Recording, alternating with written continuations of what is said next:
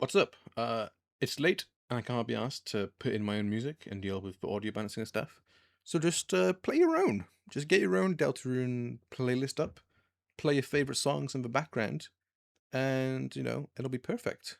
You get to choose the songs you like the most anyway. So yeah, do that. Maybe this will even catch on. Maybe this will be like a new trend for people to do. They don't put the music in videos. Um, and yeah, enjoy. What up? What up?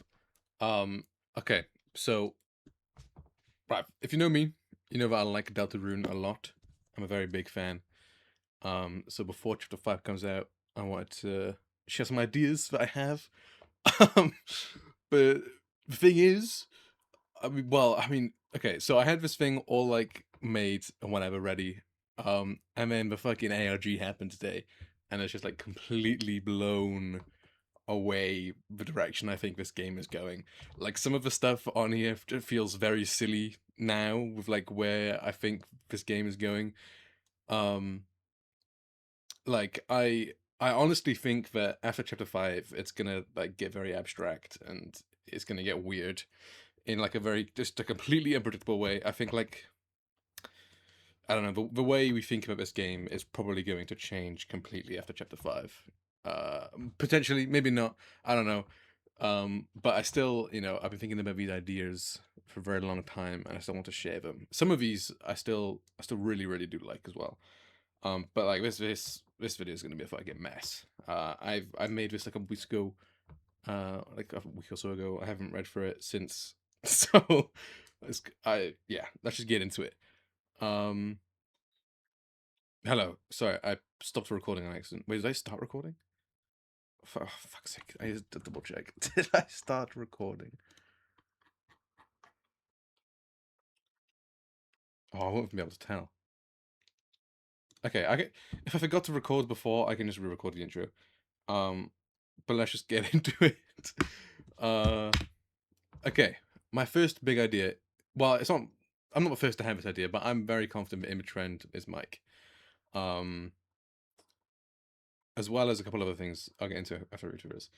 Okay, so there's the teaser we got for chapter 5 where Tenor talks to all the mics and he mentions the contract. You told me you had a bad feeling about that contract, that he wasn't supposed to sign it, but he couldn't, which is very clear referencing uh this contract that Mike gave to Spampton, which Spampton signed, and uh it like screwed over Spampton and is the reason why Tenor and Spampton have a bad relationship nowadays, right?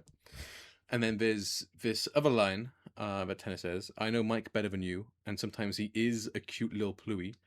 And very blatantly, Pluie is designed after Imitrend. And there are theories that Imitrend is a shapeshifter, which would make a lot of sense with this line. Sometimes he is a cute little Pluie, like sometimes he takes this form, the Pluie form. So that's a very strong connection. Mike, you know, some creature that looks like this, like sometimes it's this and it's Mike, you know. There's also this dialogue. I think it's from the sweepstakes. I can't remember. You can pause to read it all, but it reads like whoever made this contract. Uh, it reads like that person trying to convince Tenor to sign the contract. Um, I don't know. I think that just makes a lot of sense. Even without this isn't a necessary piece, but I think this is why this writing exists. And then there's also the deal maker. So firstly, you receive reduces damage from puppet/cat attacks, and of course, Imitrend is a cat. And also it gives you more money. Just in general, you just get more money. So people have these like weird ideas about the deal maker and how it connects to Imitrend. There's some stuff people say like it's because Bampton is trying to look like Imitrend, which seems really strange. I don't know. That just sounds really odd to me, and like no other idea appeared to make sense other than what if the deal makers are just part of what Spampton got out of the contract, right? Like Spampton isn't brain dead. There must have been something in the contract for him to have signed it. And doesn't make a lot of sense that the deal maker, which gives him more money, would be something that he would want.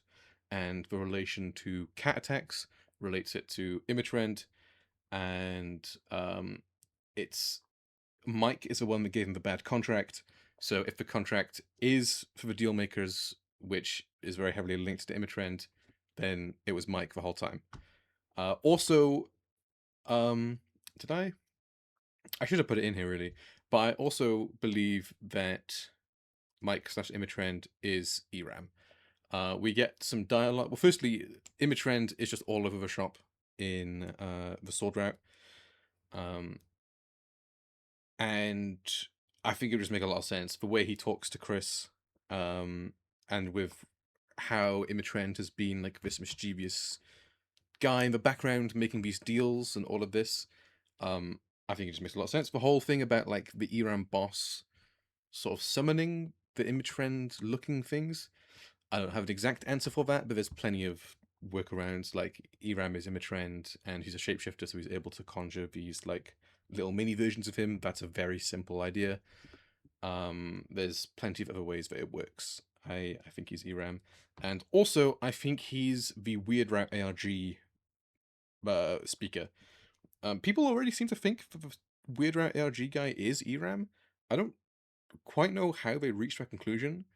But I agree with whatever, like, the characterization of Eram or Imitrend, in my opinion, in the Sword Route, I do think fits with the characterization of the ARG voice.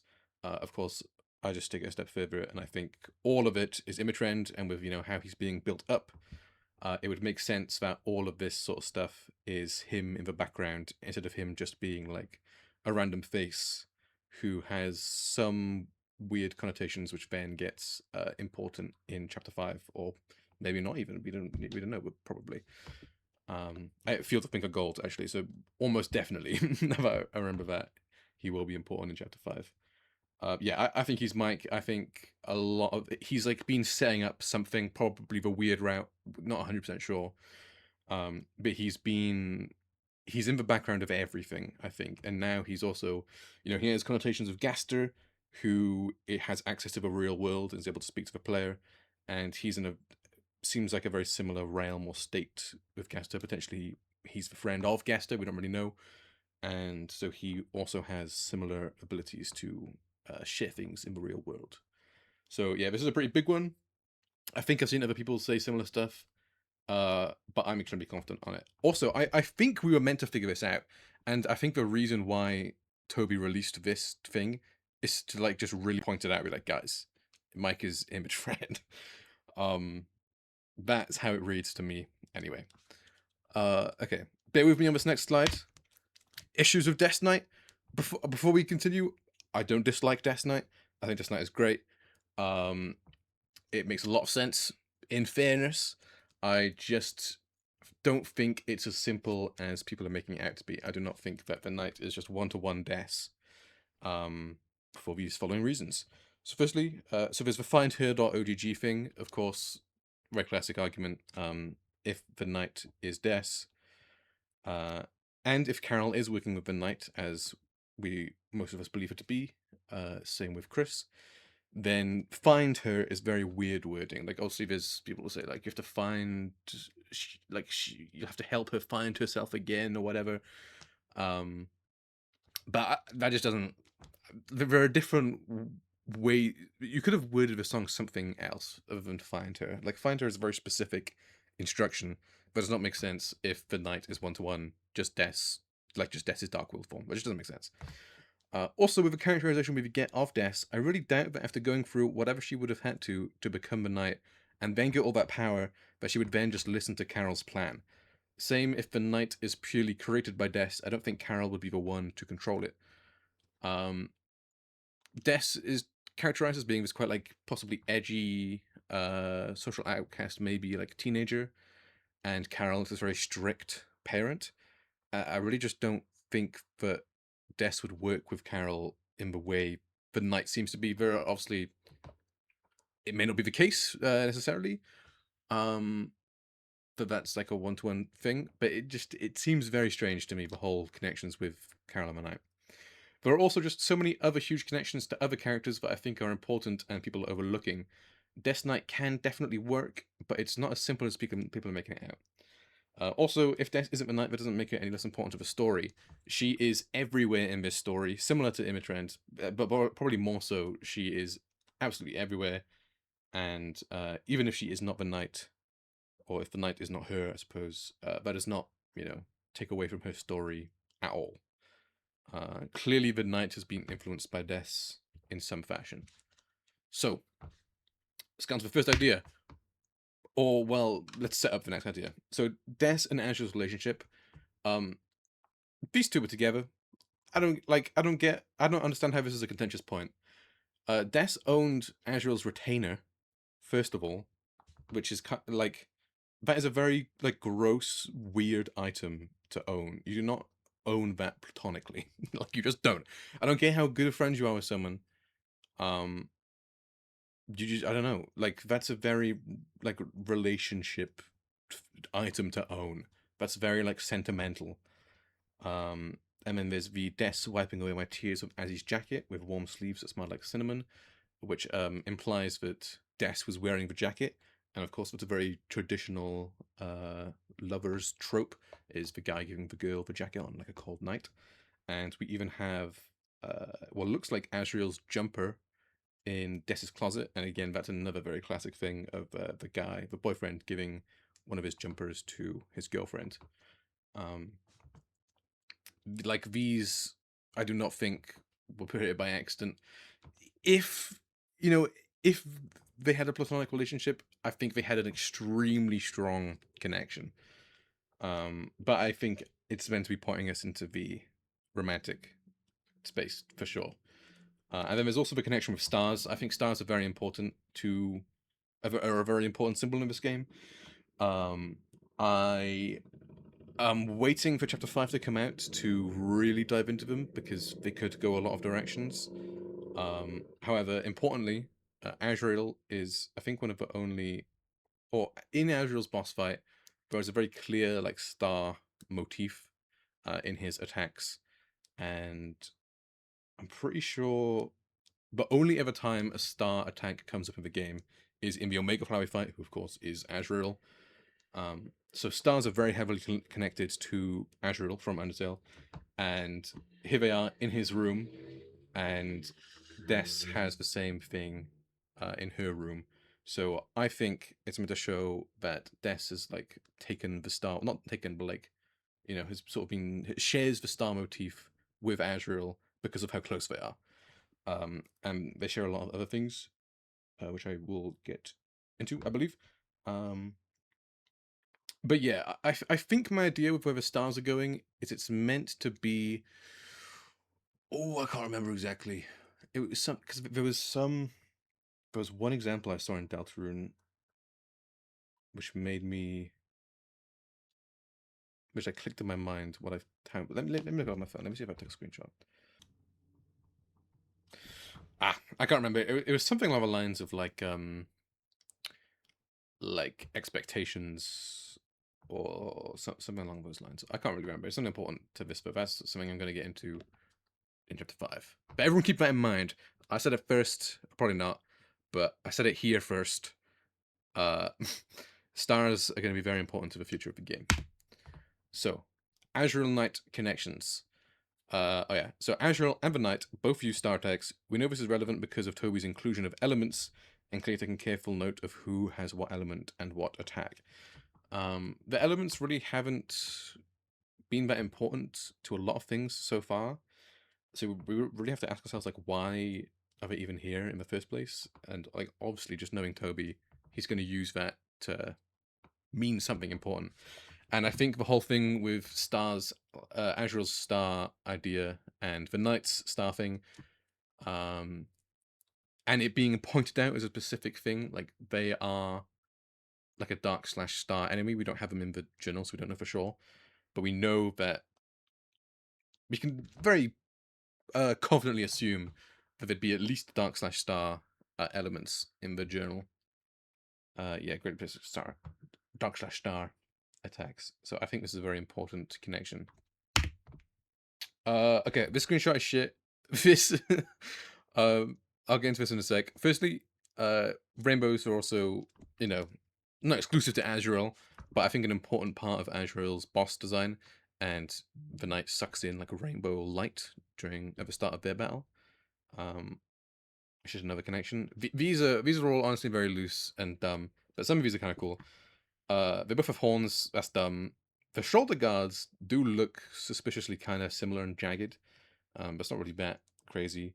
Their legs kind of look similar. You could see how if Azrael moved his legs apart, they'd be like spiky like these are, and like pointy. And they both use a sword that's kind of nothing. But the most important ones are the holes in their hands. They both have holes in their hands. That's interesting, as well as the weird core things they seem to have, which is going to come up later. It's going to be important later. Uh, ah. Oh, is the link broken? Hold on. Oh, there we go. Some more connections. There's the very classic Black Knife Burn in Despair similarities. I'll play them really quick now.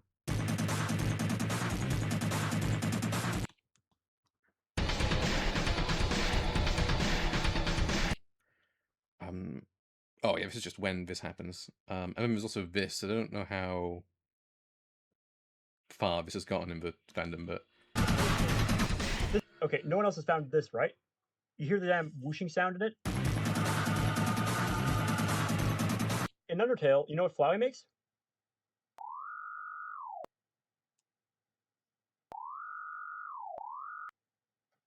And you know what happens when you combine Burn Despair and that song? And just a bit.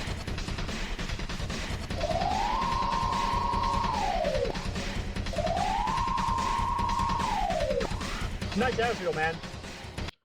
okay. So I should also point out, I don't necessarily believe in Azure Knight anymore. I still really like it. I've put a lot of thought into it as well, and I think it makes a lot of sense. I think I end up coming to this conclusion later in the PowerPoint. I might actually just save this explanation. But I should say I end up actually contradicting this later, just for people who really don't like Azure Knight. Also, no, back to here. So Toby released that song, and there's been a lot of debate about the motifs in that song. People are saying that there's his theme, but people are saying that people have hallucinated his theme. I agree that his theme is in that song, and also it's gonna sound insane, but it sounds kind of like Lost Girl in the back. And I think that Toby said that the song is going to be different in the main game. I think that that song is going to heavily feature the Lost Girl motif as well as his theme, and it's going to be like the Death and Azrael song. The two songs also just like go really well together. There could definitely be an exclusive song that is like blatantly just his theme and Lost Girl, which I think would make a lot of sense. That's just a prediction. I think that will happen. Okay, and then there's these two things as well. They both have a final attack where they suck stuff in. You could maybe argue these are stars, but I don't really go that far. The whole like full screen thing has sort of become a trend in Deltarune with secret bosses, but these two in particular are very similar. Like they're in the center, they suck stuff in. Yeah, they feel more similar than any of the others do. And then also, this is a very contentious point. People don't like this. I'm, not going to stick my whole theory on it, but they're both maybe left-handed, and we're going to move on. So finally, they also parallel each other from Undertale to Deltarune, the Knight and Azrael I'm talking about. Take into account that the characters from Undertale that are in Deltarune are very similar. Toriel and Asgore have a monster child named Azrael and an adopted mentally unwell human child, and then they get divorced because of something Asgore did. And this happens in Deltarune and Undertale. It's almost like the story beats are innate to their character. So it would make a lot of sense that the real antagonist slash final boss of Undertale would be the same for Deltarune. I think that with these things of character traits, like even Undyne and Alphys, or at least Alphys having a crush on Undyne, has come up in chapter 4. Like that's also a thing. So I think Azrael like being this tragic, like complex character in Undertale, I think is going to carry over, and as well, similarly in Undertale, he doesn't really show up until the end, and I think he's going to show up sooner in Deltarune. Um, but there's the classic thing on Twitter of being like, if Undertale came out in chapters, people would be like, um, "This flowery guy is unimportant. He's not going to show up again." That type of thing. So yeah, I think that it's a very similar case. Even if Azrael isn't the knight, I think that's the case. I think that Azrael is heavily important to this story. What does that all mean? I just said that. Okay, at an absolute minimum, Azrael has heavily influenced the knight, and maximally, he just is the knight. It goes both ways. If Des is/created the knight, then it's been heavily influenced by her affection for him, and if Azrael is/created the knight, then it has been heavily influenced by his affection for her. There is also the amalgam idea that the knight is both of them simultaneously, which I do like, but we know very little about how that would work. Yeah, moving on. The Azrael Knight motivation/plan. This is another issue I have with Death Knight is what is her plan? Like, what is her motivation? Um, I haven't, what is it? Like the whole roaring stuff. Why would she cause the roaring? Or not cause the roaring, but why would she summon a Titan in chapter 4? Why would she kill Tenna? All of this stuff. So for Azrael, I mean, before I get into this, there are obviously still a ton of stuff, even if Azrael is a knight, that is quite unexplainable. Like, why did the knight take Undyne to the bunker? I'm not gonna know. So, anyway, obviously his motivation would be to save Des, but how would starting the roaring accomplish that? There is the popular idea that Des got put into the depths somehow, and Azrael can't figure out how to get there. So he plans on destroying the barriers between the worlds to open up to the depths and bring her back. Why we have to fight him for the first time is unclear. Maybe they're putting on a show for Susie and Rousey while they stall waiting for Undyne to arrive, for whatever reason. It could be that they're trying to protect important people by putting them in the bunker, but I don't know. I could waffle on about certain ideas. I don't have any evidence, so. The second fight with the Titan, though, I think is meant to be a test/practice to see if Chris is able to stop a Titan.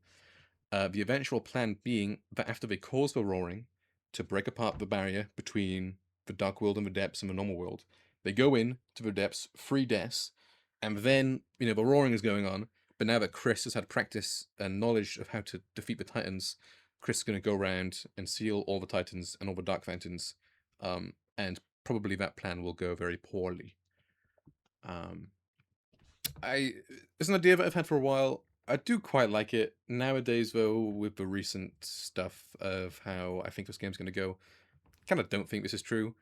But if it does happen, I said it here first.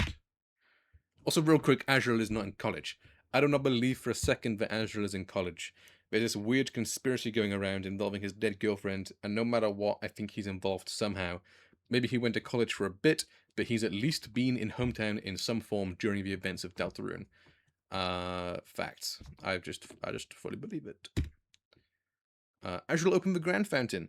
Bit wishy-washy evidence-wise, but it makes a lot of sense that A, the knight would open the Grand Fountain, and B, Ralsei, the Prince of Dark, like weird Darkener with all this primordial knowledge, would reflect the creator of the Grand Fountain. There's the whole line of the Darkeners reflecting the will of the creator. So whoever opens the Grand Fountain, I think it makes a lot of sense that they would have this like depiction of them as this important prophesized being be created in their image. Also, let's be real, Ralsei's existence also heavily implies Azrael will have a lot of importance for the story somehow. True. There is also the idea that Chris wanted to look like Azrael, and they have these behavioral issues. It could be that Ralsei is the person Chris wanted to be, and Chris opened the Grand Fountain. Because of this stuff down here, the start of chapter 1 looking like this, and the start of chapter 3 looking like this, which to me kind of implies quite heavily that Chris opened both fountains. So I don't know. I really like both. If someone else opened the Grand Fountain, I'd be very surprised. I think it either has to be Azrael or Chris. What was I gonna say? was I gonna say? What was I gonna say? Don't know. I'll come back to me later. Angela is the voice in the code. Again, to make it clear, these are not necessarily things I'm like 100% certain on. These are just ideas that I like.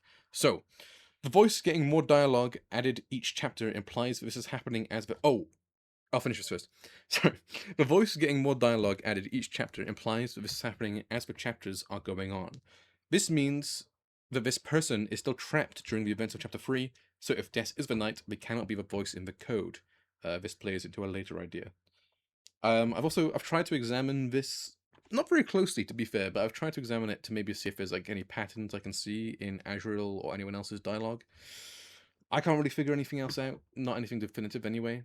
Um, so I guess that was a stupid thing to say, but yeah, I do like this idea that Azrael is voicing the code for reasons I'll bring up later. Now, the thing I remembered, I forgot to put this in the slideshow, but I think that certain characters have a knowledge of how long Deltarune is taking to come out. Um, Gaster obviously does, but he saw that outside of the game. But he does like, I mean, he gave us a release date in the game, um, and yeah, he definitely does. And then there's Rouse as well. They have this really strange line. I think at the start of chapter 3, where they're like, "It's been so long," and at the start of chapter 2, I think as well. They're like, "It's been so long," and then Chris and I think it's Susie is like, "It's been a day. What are you talking about?" And then Russell's like, "Oh, I've never had a friend, so I don't know how long you're meant to go about seeing your friends," and it's a very awkward line. I think that um the real lifetime uh spent between chapters is felt by the world, and certain characters with more knowledge feel that time more. Um, like Azrael may not necessarily, not Azrael, Ralsei may not necessarily fully perceive the years long gaps, but I think because of their knowledge of um like how the game works and stuff, they feel it more than someone like Susie who has no idea they're in a video game and stuff like that. Um, and then this is in the code as well. The whole thing of like, has it been days, hours? If someone told me it'd been years, I might believe them. It's this very weird sense of time. Like, you know, if you were in isolation for 4 days, right? Like that would suck, but you wouldn't believe that it had been years, right? So I think this is whoever this person is, um, they're feeling the effects of the years long gaps between chapters. Because it's not like they're not saying, I think it's been years. It's this weird, like, in between state. You know what I'm saying? There was another character who this fit in really nicely with, and I can't remember. But I like this idea. I think this is gonna come into play somehow. Final panel prediction. Nothing complicated. Oh, I don't know if I agree with this anymore. Okay, but anyway, nothing complicated. I think Noelle is going to die. The previous line in the final prophecies rhymed, and one way rhymes loosely with holiday. So it's something like the death/sacrifice of Noelle Holiday, or maybe it's more vague and like the girl holiday, like the death/sacrifice of the girl holiday, for reasons I will get into later. So it could maybe be a subversion that it was death the whole time, something like that. But I think this makes sense for Susie's reaction. Um, I did also think, though, recently, it would make a lot of sense if it was something to do with Rousey. One way kind of rhymes with Rousey. Um, and, before you complain, the rhymes in the prophecies are not great. Like, let's be real. A lot of them are very forced. And so I would not put it past Toby to force one way to rhyme with Rousey. And the whole Susie being like, and you, like Rousey, would obviously not let this happen is further proof that it might be to do with Rousey. The reason I don't think it's Noelle anymore is because of all of the ARG stuff. But then again, it does. It could still work a lot. I just think it's going to be a bit more complicated than just Noelle dying. My idea was like that Noelle would have to stop the roaring, and they would have to sacrifice themselves somehow. And then, so my idea was actually, yeah, so Noelle had to sacrifice herself to stop the roaring. Um, Probably because something to do with like she would unlock Snowgrave in the weird route, but only use it on the Titans because of the whole liquid motif with the Dark Fountains and Snowgrave being able to freeze. So I think it's a very uh, sort of clear path to defeating the roaring. But then in the weird route, the idea is to buff up Noelle so that she can survive this event, but the only way to do that is through these like horrific things, and in the end, it's no longer worth it. That's an idea I've had for ages, and now with the recent stuff, I think it'll be more complicated than that. But I still do like that idea. Connections to Undertale. This is setting up a later panel. One sec. Drink some water. Or a later idea, sorry. But these are important to go through. So, firstly, there are just a lot of similar characters, or the same characters, like exactly the same characters that were in Undertale are in Deltarune. There's the whole thing of it being Undertale's parallel story. There's like this like weird like diegetic, not diegetic. Um, this part of like the game system being in Deltarune, which is really strange considering like even if you consider device theory for Undertale to be true, for Deltarune to be true, um, which I mean I'm not against device theory, I'm just not 100% convinced, but I do quite like it. Um, but like device theory does not seem to be the case for Undertale. At least not yet. I don't know. So it's weird to have this like game piece, like piece of the game system from Undertale to be in Deltarune. That's really weird. Um, but then these really important ones. Firstly, obviously Sans from Deltarune ends up in Undertale. We don't know how, but it's gonna happen. Um, yeah, that's crazy. And then also this weird stuff, like Undyne's Dark World form reflects their Undertale form. Firstly, they use the exact same magic, which is a bit more understandable. Creatures don't have magic in Undertale Light World, so it makes a lot of sense that they would have the same magic in the Dark World when given that ability. But also, just like the Royal Guard, like a knight suit type outfit, is very similar to how they look in Undertale. But more weirdly is Toriel with their crown. Um, and like monarch outfit, which only links them to their Undertale form, because they are not queen-like in Deltarune at all. They are not even the leader of the town. Like Carol is the mayor. So that's not like queenship is not an innate part of Toriel's character. Even the Deltarune symbol that she's associated with, she's not the leader of the church. She just sings, and uh, she's a teacher. She might be the headmaster, but like there's only two teachers, I think. So I don't think that system is even really in place there. And as far as it looks like she teaches younger children even than Alphys. So like this is really interesting. How and she's sitting on her throne from Undertale, right? So the Dark Worlds have this innate knowledge of Undertale, not just of their characters. Like this is not a character trait. Like this chair is not a character trait. This chair exists in Undertale, and the Dark World is like bringing that in somehow. There's also the Asgore panel showing him with his crown. Does it say the king trapped inside him as well? I think it does, right? I'm pretty sure that's what it says. And that, like, he's no king in Undertale. It's not an innate part of his character. He's almost homeless in Deltarune. Um, he's like nothing about him is kingly. Um, he's not even good at really being a king. Same with Toriel. They're not even really good at being those character parts in Undertale. So the Dark World having this clear, like just blatant knowledge of something from Undertale is very important. I think I've helped on this a bit too much, but yeah, I really wanted to nail that in. Like that's really fucking weird. Um, like the two worlds are heavily intertwined somehow. I think we're gonna go to Undertale in like chapter 6, but that's regardless of the point. I didn't know this was here yet. So this is one of my favorite ideas. The knight is the cage slash the first hero. So, the first hero, the cage with human soul and parts. So, something that's plagued me for a while is what the fuck is this weird thing? This weird core looking thing in the night, right?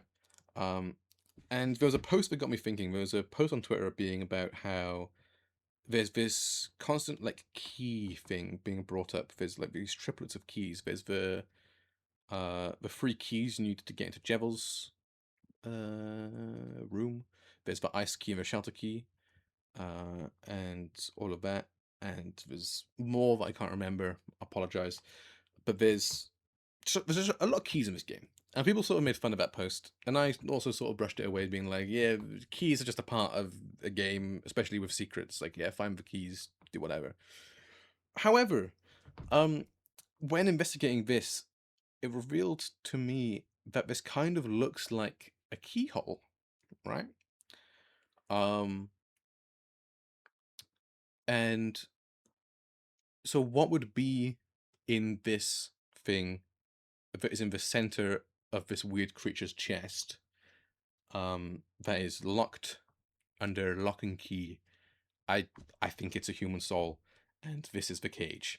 There's also, it's in the rib cage, which rib cage. That feels like a very Toby Fox thing to do. It also kind of looks like a bear trap, which is a bit different, not quite a cage. But that's again besides the point. Um, I mean, it looks like a cage, like the cage with human soul and parts. And then there's also the fact that these hands look a lot like the knight's hands.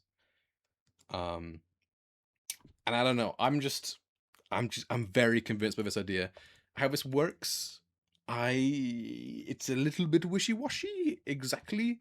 I think probably the voice in the code created the vessel because they cried, and tears and water become shadow crystals. We think, I think Andrew Cunningham's video says something along those lines. And they wept so much. The fallen child, not the fallen child, the fallen star motif. I forgot that's important. That's an important part of it. The fallen star, which is why I think it's Azrael as well. I think that comes up later. The fallen, so wept for fallen star. I forget how the rest of the passage goes, but I think the fallen star is Azrael, and they weep and they create the shadow crystals, and they wept so much that it created this like vessel of hate and whatever. And it's probably this vessel's mission defines death, maybe because that's Asher's will. Maybe I don't know. Um, and it has someone's soul. Whose soul? I don't know exactly.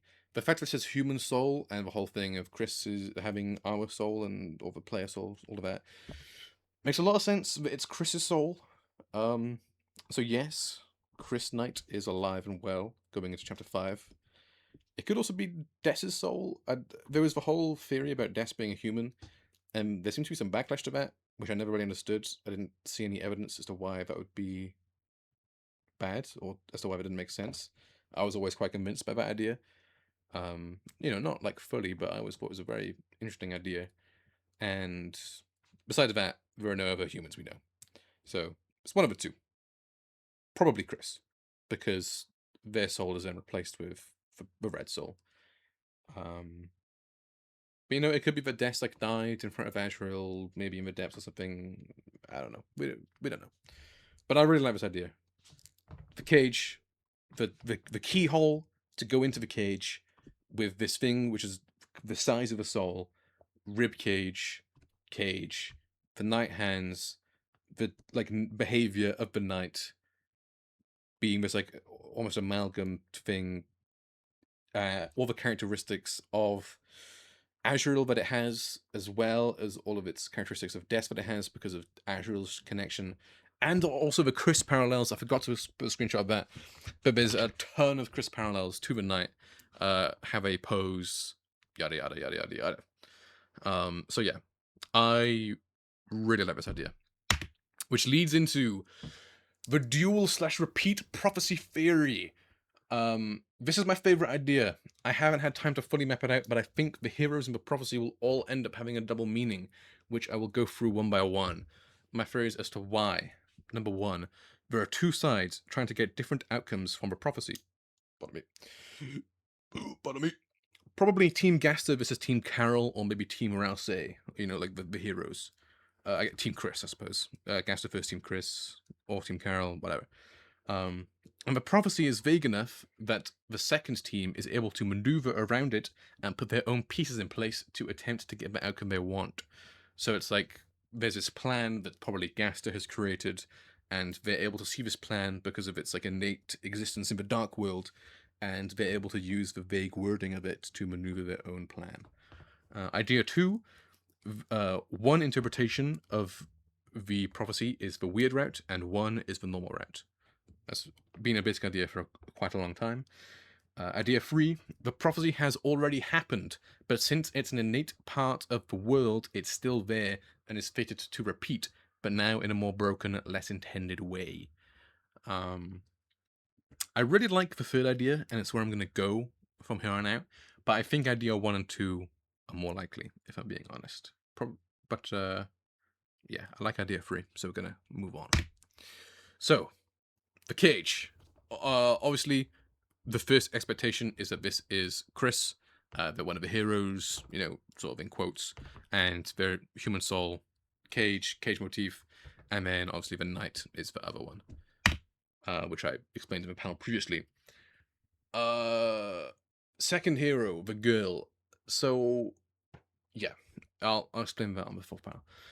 Firstly, Susie not being the second hero has been a popular idea for a while, and there's a lot of foreshadowing for it. So candidate 1 is Susie, the obvious option. Candidate 2 is Noelle. There's a photo which I can't find, unfortunately, about this looking like Noelle with their like hair and in the hood, like this shapes Noelle quite well. It's like that. It kind of looks like Susie's nose, but like they're pointing up in a weird way, and like the hair doesn't quite go down that far. But it could be both very clearly. And candidate number 3, Des, just because. Well, I'll explain more later. But they would be part of the other team. This would be before, or this would be like the first interpretation. This would be before whatever happens. And also, neither Noelle or Susie use a sword, and the knight does use a sword. And also, there's the samurai sword thing. Is there a samurai sword in her room? Sorry.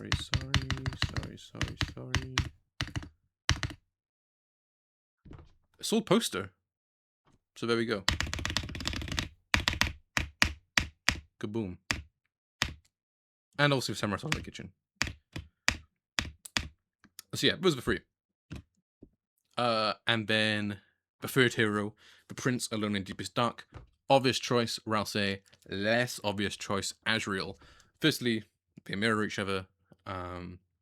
Secondly, the whole connections to Undertale thing. Azrael is the prince in Undertale. And thirdly, Alone in Deepest Dark. They may be a voice in the code. And I think it could be a double meaning where Rouse is alone in Deepest Dark because they're alone, especially when the game is turned off in between chapters. They're alone in that darkness, maybe. But then, like when Rouse is introduced to their friends, this then retroactively or futuristically, I don't quite know how to use that word in this situation, applies now to Azrael, who is the voice in the code and is now alone in Deepest Dark. You know what I'm saying? What I press? Okay. And then this panel, okay. I don't know how I feel about this panel anymore.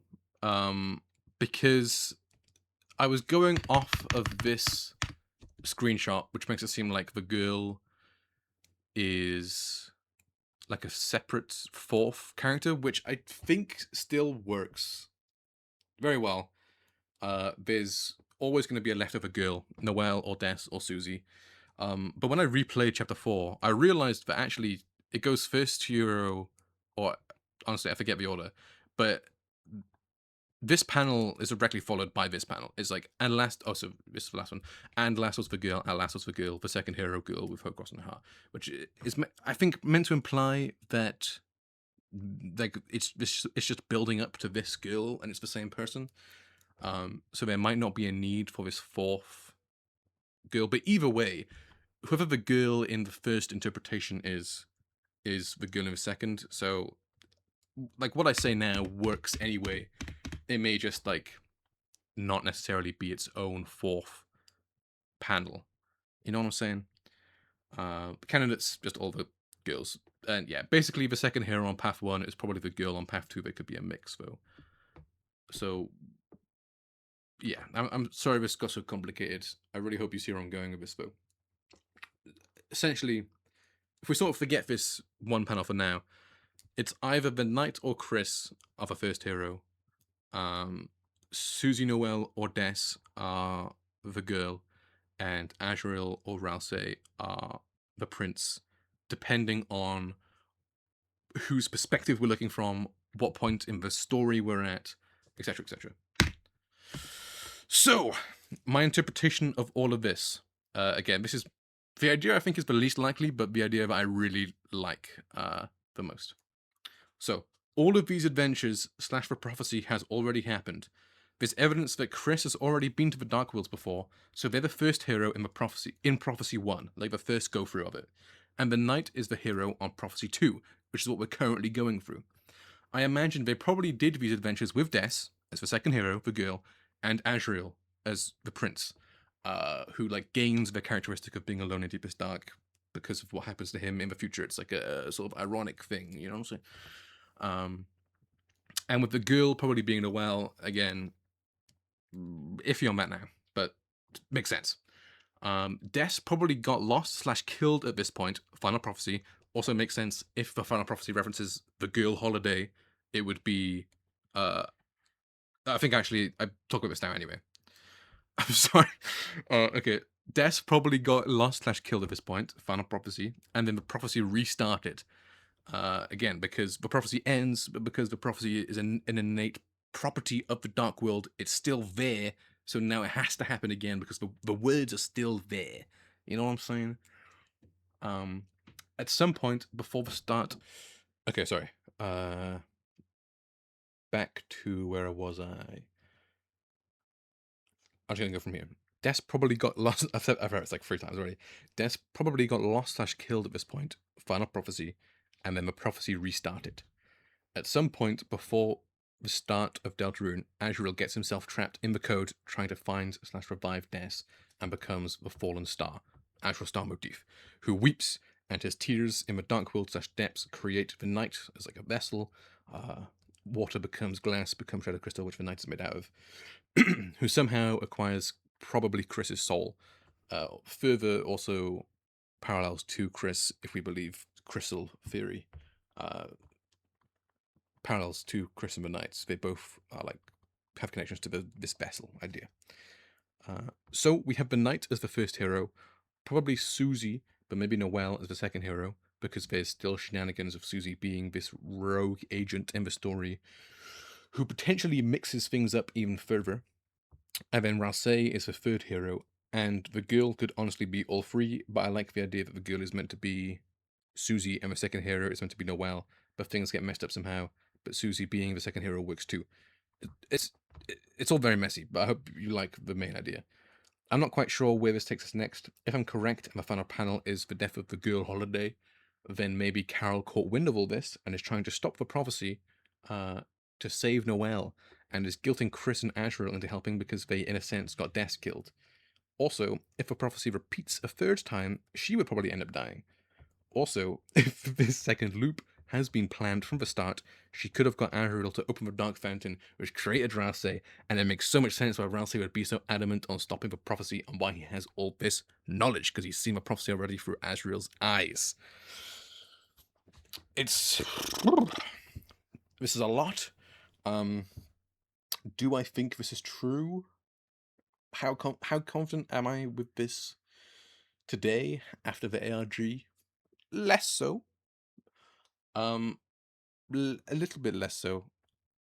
It's a little bit silly, a little bit contrived, but I find it really interesting, and it answers a lot of questions. Also creates a lot of questions, but if this somehow ends up being where this game goes, I haven't seen anyone else talk about this yet, so that'd be really cool. Rudy Knight. Okay, now we're getting into the really silly stuff. We've all. Oh, whoops. Oh, whoops.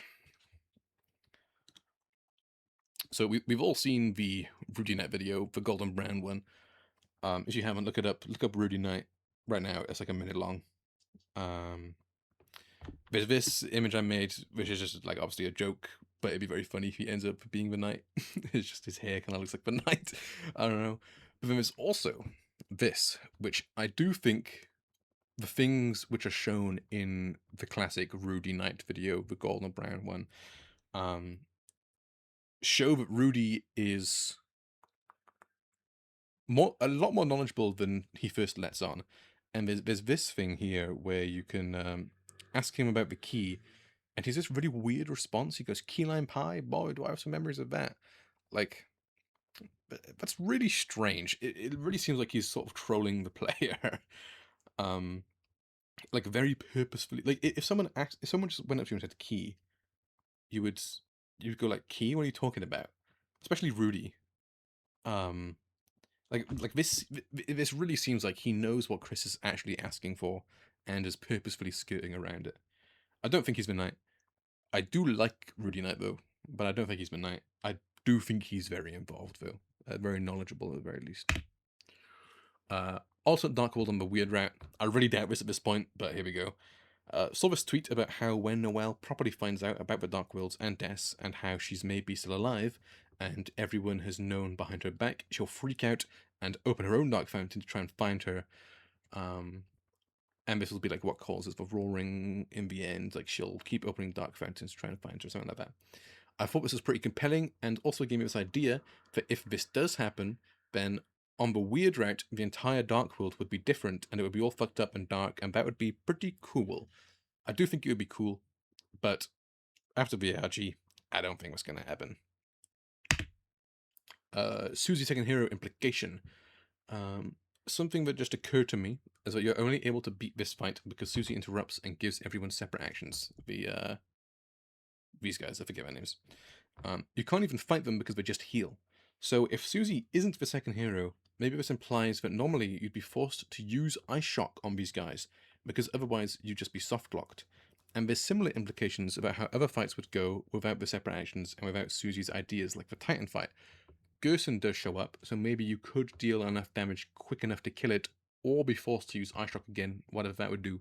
But I doubt Chris would end up sealing the Titan from the inside, which seems like extremely important tech to be missing out on. It could even be that the roaring was just meant to happen in Chapter 4. Like it was meant to be this unstoppable thing. Not necessarily that everyone dies, but that the Titan, breaches the dark world and spreads the darkness. There's no real conclusions I can draw from this, just that it's one of those things where, like, it could just be a game thing where the fact that Susie is part of the team, like, means that, like, the soft lock was never, like, I don't know, how do I word this? Like, the soft lock was never a real worry. Um, but if you do remove Susie from the equation and you assume that you're meant to have Noelle, I don't know. I think there's maybe something there. If we get further evidence of Noelle being the intended second hero, I think there could be more stuff down this path about how you're meant to use violence this early on. Kaboom. And then boom, one of my, I think, final idea that I got very recently. Maybe Alphys opens for Chapter 5 Dark Fountain. I also kind of really doubt it, but there's a lot of Japanese imagery, and we know that she's like a massive weeb. And yeah, Japanese. And also, these things kind of just look like her. This is a bit of a nothing burger slide, but there we go. It would be cool if that happens. So, why no end of slide? Okay, I guess that doesn't happen on Google Slides. This is the end. If any of these come true, I'll be very surprised. Besides Imitrend being Mike, I will fucking, I don't even know what I'll do. I guess I'll just be embarrassed. If Imitrend is not Mike, I'll be very embarrassed and upset.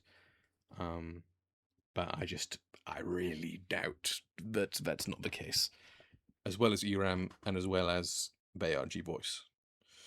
Azure Light, pretty low on my list at this point, unfortunately. I was a big supporter and researcher for a while, and I got all my friends on it, and then I don't know. But then I realized that the night is probably the cage, and I don't know. But I think Azrael is going to be so important to the story. Like people do not realize how important he's going to be. So that is the video. If certain things happen in chapter 5, I may make a follow-up. Hopefully it's not a humiliation ritual where nothing is right. But we will see each other on the other side. Deltarune in a handful of hours now, essentially. And yeah. Thank you for watching. If you watched the whole thing, it was pretty sick. I'm sorry this video was such a mess. And yeah, I'll see you in the next video.